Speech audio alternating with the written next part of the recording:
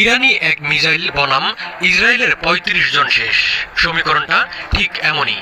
ইরানের মিসাইল হামলায় ইসরায়েলের একটি শহরের ভবন বিধ্বস্ত হয়ে নিখোঁজ রয়েছে ৩৫ জন ইসরায়েলের নাগরিক। ধারণা করা হচ্ছে তাদের অনেকেই নিহত হয়েছে।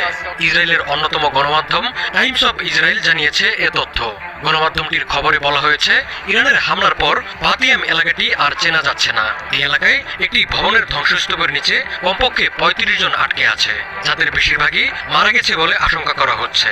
স্থানীয় উদ্ধারকর্মীরা জানিয়েছেন, ভবনটি যে কোনো সময় ধসে পড়তে পারে এবং এমন শঙ্কার মধ্যেই তারা দ্রুত উদ্ধার তৎপরতা চালাচ্ছেন। খবরে বলা হয়েছে, ইরানের ক্ষেপণাস্ত্র বাতিয়াম শহরে একটি আবাসিক ভবনে আঘাত হানে এবং এরপর থেকেই ৩৫ জনের খোঁজ মিলছে না। ইসরায়েলি গণমাধ্যমের খবরে বলা হয়েছে, তেল আবিব লক্ষ্য করে সর্বশেষ ইরানি হামলায় অন্তত ৭ জন ইসরায়েলি নিহত হয়েছেন। আহত হয়েছেন শতাধিক মানুষ।